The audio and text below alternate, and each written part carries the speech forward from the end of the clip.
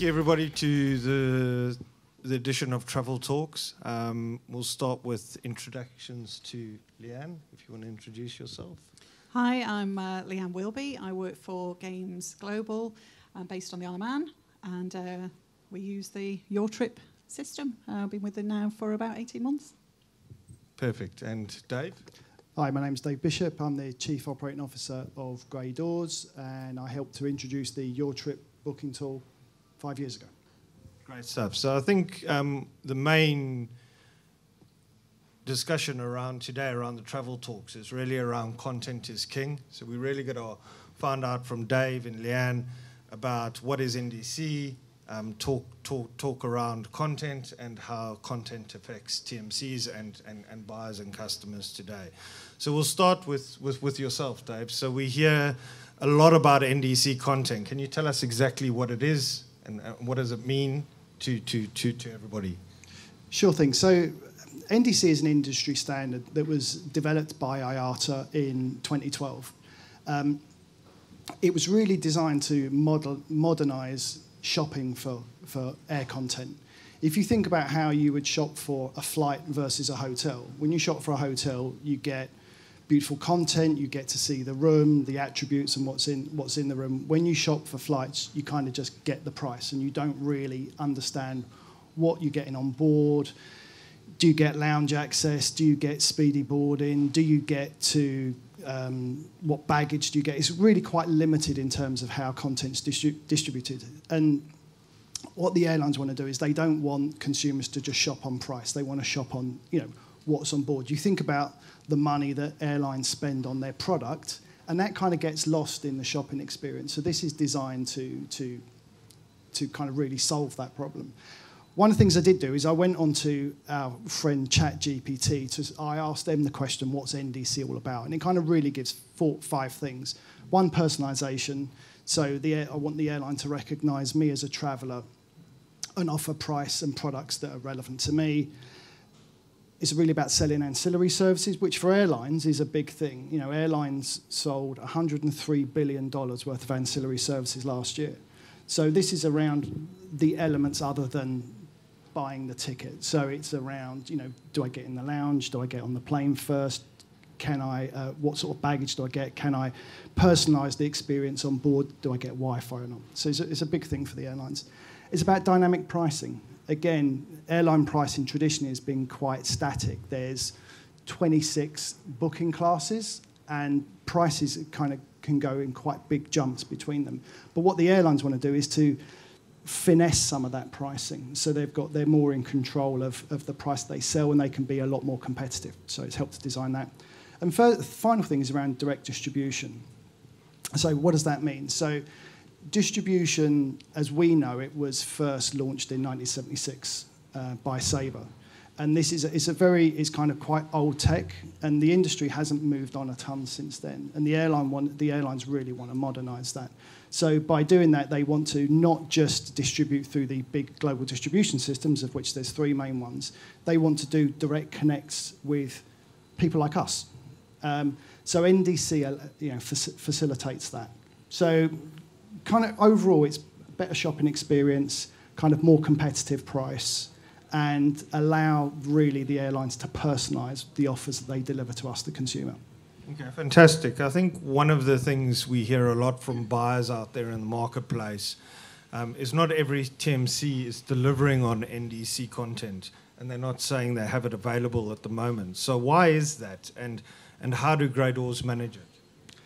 So if we look at the kind of the content that's available that we think is really valuable right now, and it's really around 2 airlines that have really driven this, or 2 airline groups. One is Lufthansa, the other is Iberia, Iberia and BA, the One World group. So what we've done, rather than we took a decision: do we sit and wait for our global distribution supplier to provide the content to us, or do we go out and get it ourselves? Because the benefits to the traveller and the corporate are here now and have been for 4 or 5 years. So we took the decision. We invested in a travel platform from a company, Israeli company called Atris, and what that does is it allows us to aggregate content, aggregate direct connect from suppliers like BA, like Lufthansa, Air France, KLM, American Airlines, United Airlines, and actually take that content and distribute it to our customers and to our agents. Now, we want to make that as simple as possible. So if you go online and you see NDC content, it's just content. It doesn't look special. It doesn't look different. We don't have to go anywhere else for it. But what the traveller's doing is they're getting that real experience there and then. So we took we're now the biggest seller of BA NDC content in the UK, which is an amazing thing. But our journey started 5 years ago with this, similar with Lufthansa. And it's a mature product for us. And I think, a lot of TMCs, big and small, but particularly the larger TMCs who are kind of a lot less agile, they haven't made the investments that we did. So their customers aren't seeing the benefits that our customers are seeing. Okay, so you talk about benefits there. So what benefits does it bring to the customer, and what is NDC delivering on content, benefits-wise? I've got a lot of stats here, so I'm going to kind of give you some of the headlines of stuff that we see. So we've got NDC fares on 82% of the routes that we fly. So 82%. When NDC fares are lower than traditional fares, so we're seeing NDC fares lower at 36% of bookings. So a third of what we sell is cheaper than on with a traditional TMC. That saving averages £86 per ticket per journey. For restricted tickets, it's about £61 lower. For flexible fares, it's £253 lower. So kind of really, really substantial savings there. If I look at what's happening in the US, so we haven't gone live yet with American Airlines. They've been pushing this in the States. But actually, some of the savings that they've been seeing over there are really similar. 36% of bookings, and it's $115 cheaper than traditional fares. I think the other thing to also say as well, that it's not just NDC fares where we're seeing the benefit. We've had low-cost carriers as part of our travel program for 20-plus years now. But because our agents see all the low-cost carriers, our clients see all the low-cost carriers together, at the moment, the average price per ticket for a full-service airline is £300. For a low-cost carrier, is £184, which is a 39% saving.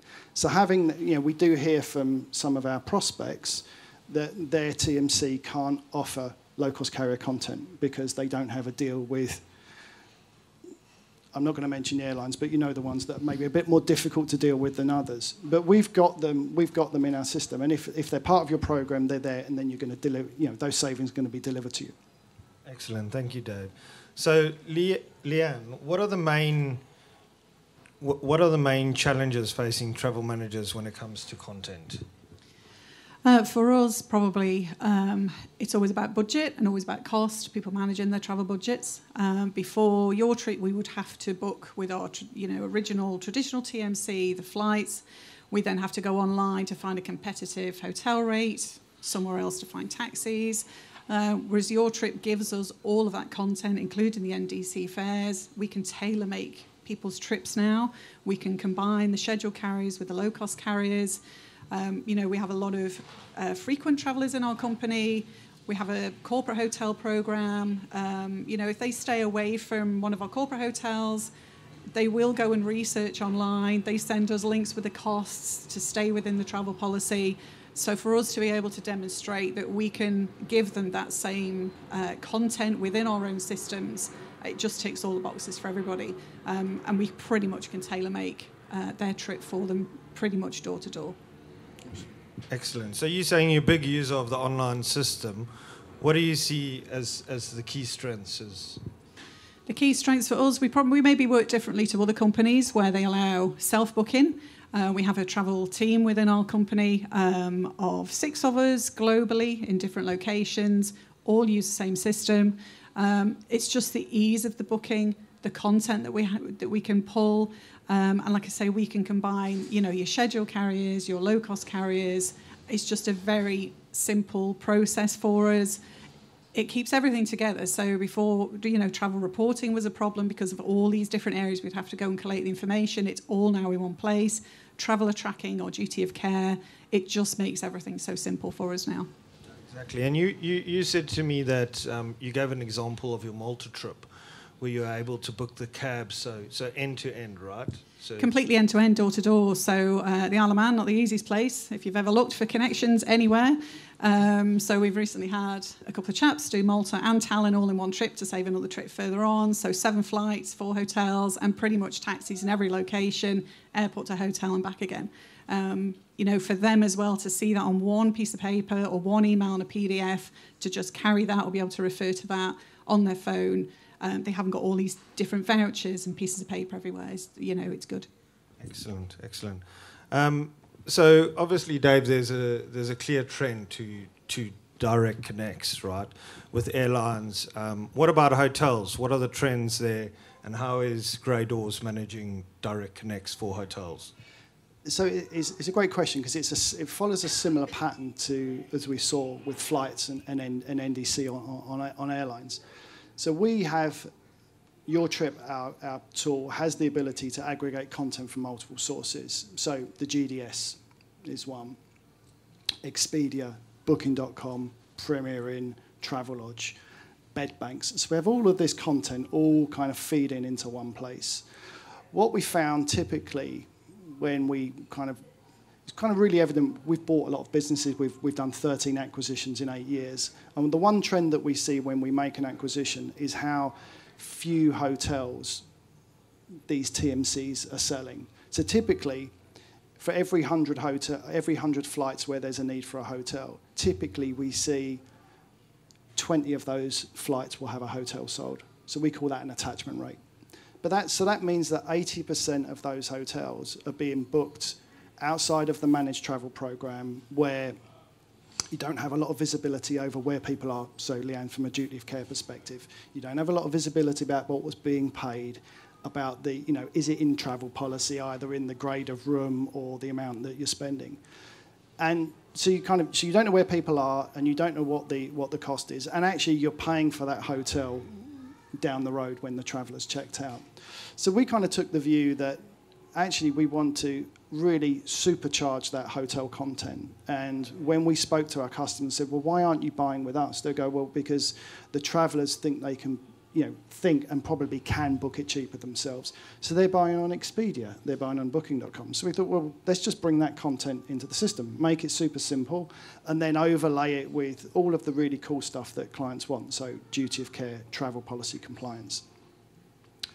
So we've been running this now in its current format for nearly 5 years.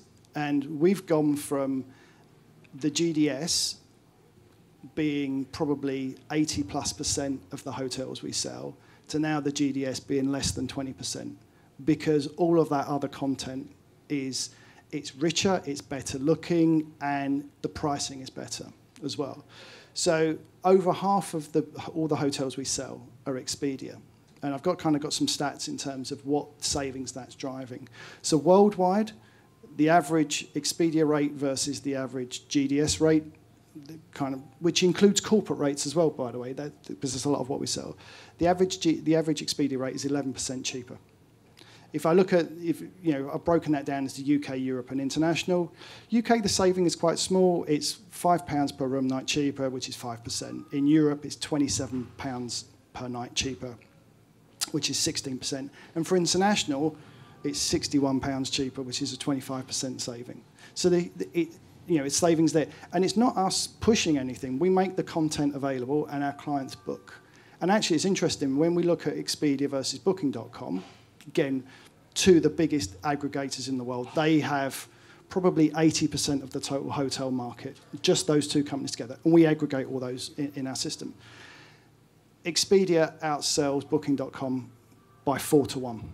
So Expedia is really key content, and it just drives huge savings. And as well as that, we're by and large we're prepaying hotels, so the traveller doesn't have to worry about putting their card behind, to paying for that and reclaiming, which has a cost to do that. We prepay it, keep it super simple. Traveller has a voucher, check in, zero issues, particularly if you're, and some corporates still operate in a bill-back process where the hotel will bill back the TMC, the agent.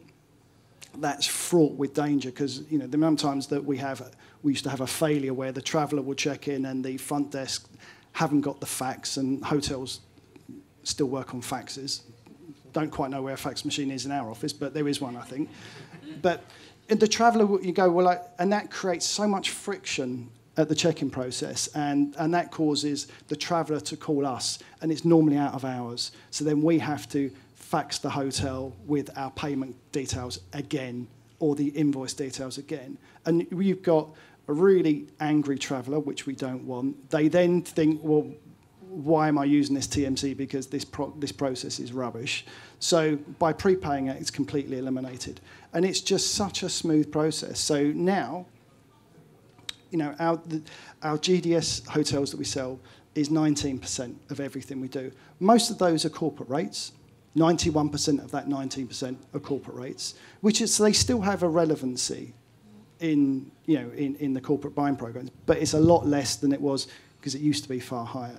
So the power of what the online travel agents are doing far outweighs the typical kind of money go round, the sort of typical process in quarter 3, quarter 4, where you go out to RFP with your hotels. So we're just kind of really trying to deliver a really common sense approach to purchasing, and where we don't see any value in going through the RFP process, we'll say to clients, take these rates, because by and large across the whole piece, they're cheaper across the whole year. So it really simplifies the purchasing process. Excellent. So I think Leanne, from your point of view, it's interesting. You've got a hotel program, but 50% of your hotels are sourced, you book through Expedia. So what drives that? What drives that decision to buy that content? I think Dave's probably touched on quite a lot of those reasons. Again, in previous travel days gone by, the GDS, the problems of our travellers getting to the desk and not having a payment. We have quite a big corporate hotel programme, but all of our corporate hotels are also loaded into Atris, which to us, again, is another bonus. And they are just in our frequent locations where we have other offices. When we're sending people on the training courses, they're just going for meetings, and it's a location that we don't really go to very often. They will, again, do the groundwork and have a little look around them first. It's usually a booking.com or an Expedia, link that they send and say, oh, I've seen this one, this is great. And again, the content for us, the price for us to be able to demonstrate, to our exec team and our finance team that we're competitive in our pricing. We're booking what's online, we're booking what everybody can see. And for Expedia, for us, a trusted brand, again, we can prepay it all the time. Going back to our 2 guys in Malta and Tallinn, I think the only literally thing they paid for was their meals to feed themselves. They don't have to worry about paying hotels or having that extra little travel card to travel with.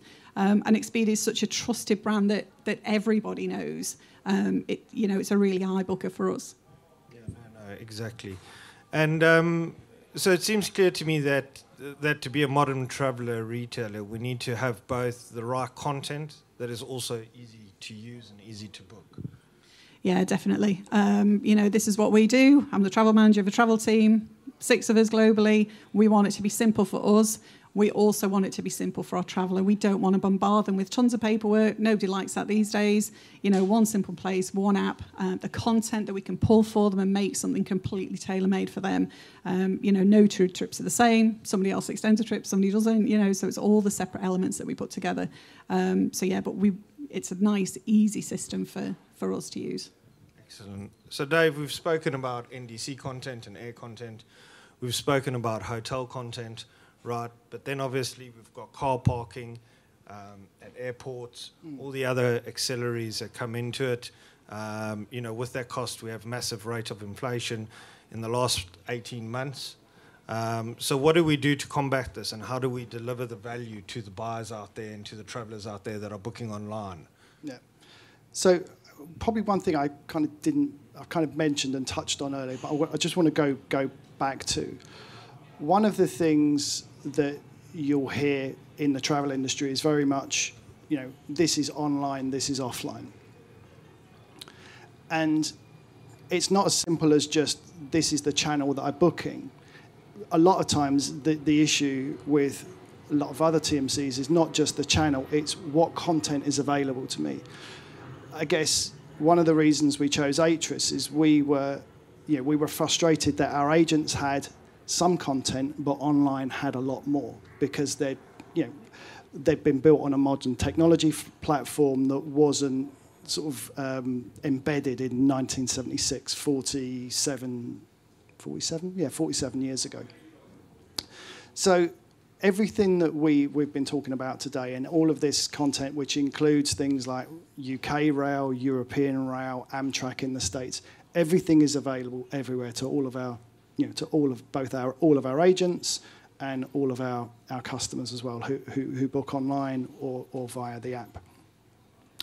But car parking is one of those things that it's probably the first product you consume, but it's the last product you buy. And most people will just kind of rock up to the car park and pay on the day. And I think again, we've seen airfares rise, from November 21 when the US opened on the 7th of November to probably almost the beginning of this year. We saw airfare inflation of 25, 26%. Unprecedented, far more than we ever expected. We thought there would be inflation, but not to the extent that there was.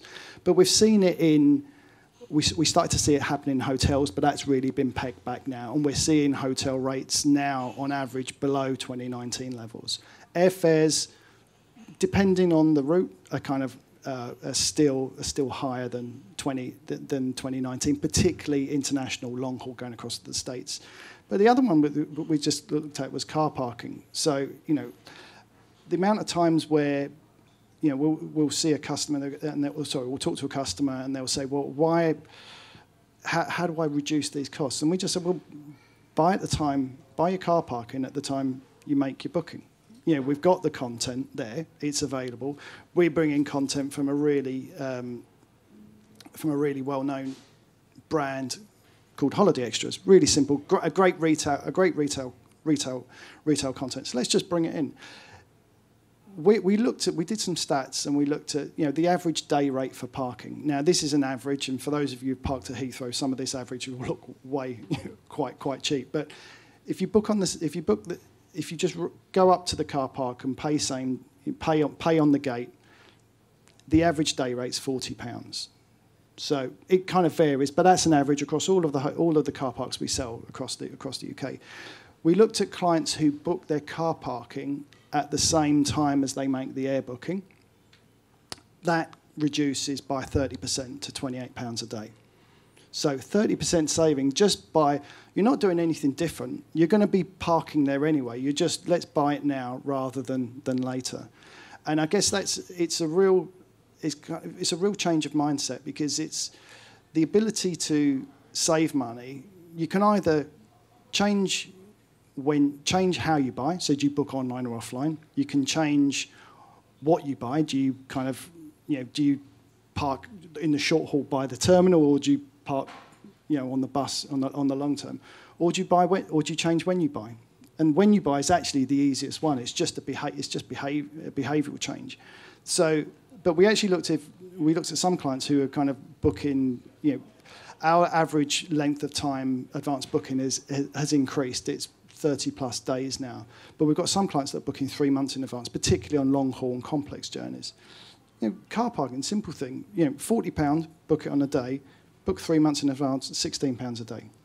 So the savings are out there. It's just you just have to change something in which to achieve it.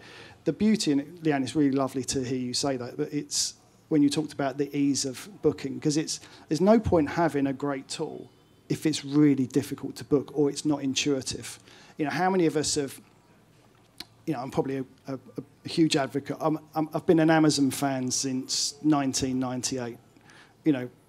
All book tons. All you see on my bank account is Amazon. It's not because it's got great content, but it's easy to use. It's a really simple checkout process. And the amount of times I've tried to use another website and then thought, this is rubbish. It's not as good as Amazon, so you go back there.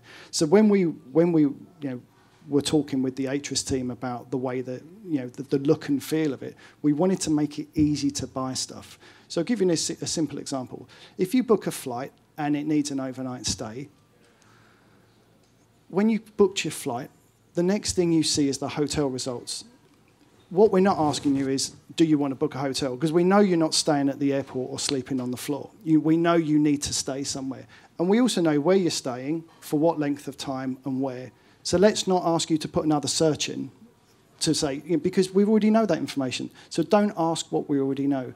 And that just means it's a really smooth shopping experience and really, allows our customers to meet their duty of care requirements, because we're selling a hotel at the time, and you're getting a great brand. So you don't need to go searching off into the market. Because, the rates we've got are the rates that are on Expedia.com, hotels.com, booking.com. It's absolute parity. So we're just really taking so many stages out, and you've got duty of care, you've got, the rate that you're paying is going to be within your policy, and the whole payment process, again, is super simple. So you don't have to worry about kind of,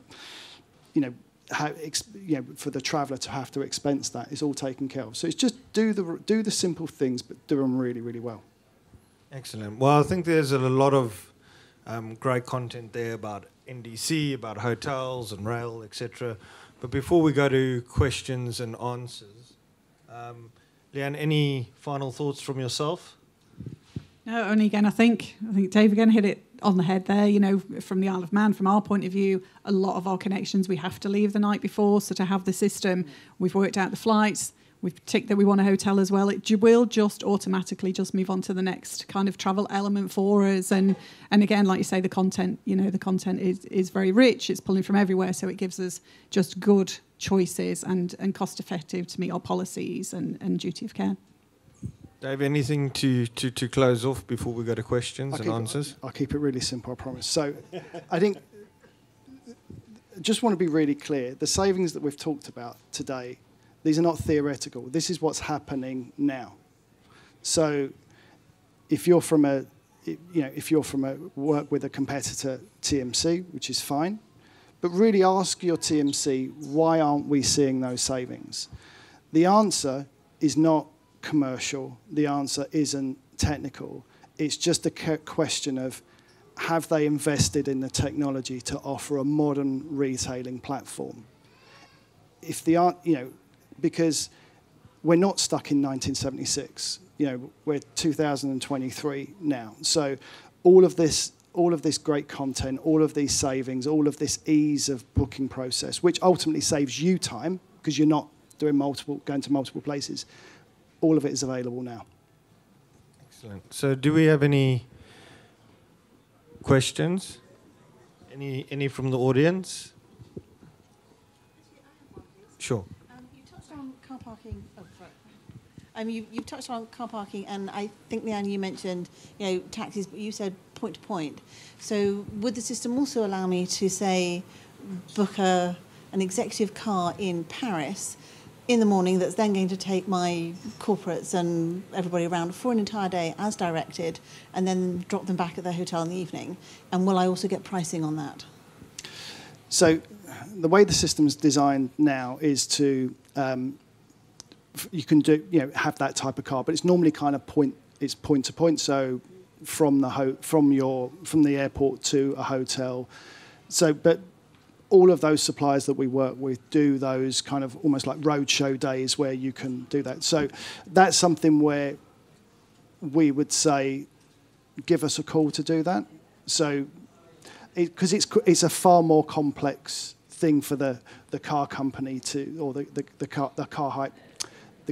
taxi company to be able to do. So if you want to go here A to B, really simple. And to be honest, that's probably 99% of the transactions that we do. So that is available, but we'd make a call on that. So that's quite bespoke. The other thing to say is, we have car services available, I think, in 400 cities around the globe. So we're using local providers, we use an aggregator to manage it for us. And then, we go through our supplier goes through a whole due diligence process with all of those car companies as well to make sure what you're getting, what you're paying for is what you get, and we kind of maintain that duty of care link for you.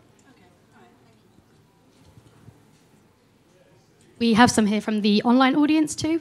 So first question, when can we anticipate being able to access NDC fares via yourselves for journeys originating outside of the UK? Yeah, great question. So we're working with our suppliers now at the moment. So we'll have it in the US and we'll have it in Australia probably within the next 6 to 9 months. And we're also working with our suppliers because we have European content on the system already. So if you're, we can sell to you as Gray Dawes in sterling, euro, dollar, Australian dollar, and shortly Hong Kong dollars as well. So we'll have content from all of those places. So, and then that's step one, and step two is to get NDC content originating from those countries as well. So it's part of our roadmap. So I reckon within probably early next year we'll have content, NDC content from those places as well. It's discussions that we're having, particularly with the major European carriers, Air France, KLM, and Lufthansa, to get that content in. And one thing I would say is there's a lot of airlines that are starting to offer NDC content, but it isn't massively differentiated from what we can buy at the moment. So we're only going to invest in the connection where we think there's something really tangible to offer our customers, as we've seen with BA and the Lufthansa Group. And there's just time for one more question from the online audience.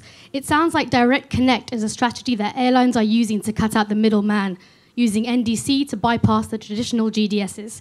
What do you think the future holds for the likes of Sabre, Travelport, and Amadeus?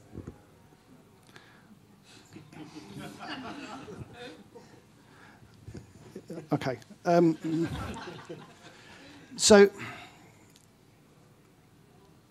the reason that the content traditionally hasn't been in the GDSs is not a technical one. It's purely a commercial play, a discussion, a commercial agreement between the airline, the GDS, and ultimately the TMC as to who pays. So there is a money flow at the moment. So, no airline is entitled to free distribution. There's billions of dollars of cost in maintaining the pipes to bring that content to us. Lufthansa launched their NDC content in November 2015, and we still don't have Lufthansa content freely available in all the GDSs. So, but that's not, you can look at it one way and go, well, what's taking them so long? There's a commercial discussion between the GDS and the airlines on that. But I try and be half glass, half full on this. If you remember years ago, we used to have paper tickets. Do you remember those? And not the ones that were, but the kind of ATB2 tickets. That's really sad, but that's what they were. So it took 13 years from the introduction of e-tickets for every airline to have e-tickets. So 2015 it started. We're 8 years in. So we've still got kind of 7 years to go, if my maths is right, 7 years to go before we're every airline everywhere. So I think to be really fair to all of the GDSs, this commercial discussion is accelerating. But this is a mature product for us, that we've had it in for 4 years. So our clients are seeing these benefits now. As this content becomes available in the GDS, then we'll make that decision and go, okay, commercially and operationally, do we switch or do we keep our direct connects? So we're kind of keeping it open, because we've heard certain airlines talking about, okay, we will distribute this content through the GDS, but there's going to be a surcharge of some shape or form. So there's a cost that the traveller or the corporate will pay. We need to weigh that up with what's the right thing for us as a business to operationally service these tickets, and then commercially, what's the cost to our client, and is that something that we can see value in? And if we can't, we'll carry on direct connects. The beauty of the Atris platform, or your trip, sorry, is we've got the flexibility to pivot between between systems. We don't really care where the content comes from, as long as it's the right content at an acceptable price and it looks nice and it delivers all the attributes that it set out. So that's to be advised. That's a TBA for us. And we do see both content. So when we're looking particularly at the international, if it's a British Airways flight, your trip will show us both the traditional GDS fare and it will mark an NDC fare, and we can see the differences. So, for us, the budgets are there, budgets are tight. Why would we not book the NDC fare that's lower for us with exactly the same fare conditions? I'd agree. Excellent. Well, thank you so much, Leanne, for joining us for the Travel Talks, and thank you, Dave. And I think that's a wrap. So thank you, everybody. Cheers. Thank you very much. Thank you.